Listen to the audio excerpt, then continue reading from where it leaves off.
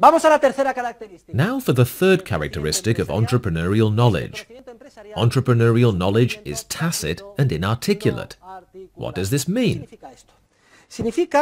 It means that entrepreneurial action teaches us how to perform certain actions. It shows us how to acquire practical habits of behavior, what English speakers call know-how. So, we set out to gain some know-how, and there is a learning curve, and we need practice. We are developing habits of conduct, know-how. But we do not come to know exactly, in scientific or technical terms, the elements of our knowledge, how they relate to each other, nor the foundations they rest on. Knowledge of facts like these is called know-that, and we could give many examples of know-how. For instance, I remember how I learned to ride a bicycle. I will never forget it. I was small, 4 or 5 years old. It was in El Escorial. Not San Lorenzo, but El Escorial de Ebayo. My parents had a house in a residential area called Prado Tornero. At any rate, they bought my sister a girl's bike. Back then, there used to be girls' bikes and boys' bikes. For some mysterious reason, boys' bikes used to have a horizontal bar that was very uncomfortable, especially if you fell onto it. However, girls' bikes had a curved frame, supposedly to make room for their skirts. Girls' bikes were much more comfortable. Anyway, I wanted to learn to ride a bike. How do you think I learned to ride a bike? You must be one of those who fell onto the bar, am I right? Okay. So, how did I learn to ride a bike? Did my father buy me a manual? Did I say to him, "Get me a manual on how to ride a bike"? Did I study the manual? No one has ever learned to ride a bike that way. What I did was, I boldly got on my sister's bike, once they had taken off the training wheels, and I tried to ride down a hill. And do you know what happened? I took a terrible fall. I skinned my leg up to my knee and went home crying, "Ow, mummy, mummy!" Well, for a while I stayed away from the bicycle, but my goal was to learn, because I wanted to know how to ride a bike, like the big kids. And so I pointed the bike down the hill again and again and again, until somehow, mysteriously, I managed to keep my balance and not fall. In other words, I developed the practical habit of entrepreneurial conduct that enabled me to ride a bicycle. How many times did Miguel Indurain win the Tour de France? 5. Do you think Indurain knows the formulas of mathematical physics that permit him to keep his balance and not fall? That is, does he know the precise angle at which he needs to lean the bike, so that in a curve, the centrifugal force will keep him stuck to the ground and he won't fall? And does he enter these formulas into a computer, along with the specific data of bicycle weight and speed, the wind that day, etc.? And does the computer then automatically calculate the results and send them to the bike, so that the automatic pilot can... No. What Indurain has developed is practical knowledge on how to ride a bicycle. He has tacit knowledge. It's like when you know something, but you don't know how you know it. It's like when a young woman, any of my students perhaps, goes to buy a dress. My daughters go to Zara. They tell me, "Dad, Zara has all the latest fashions, and the clothes are cheap, so I can buy them and get rid of them." And they are always at Zara. Zara is everywhere.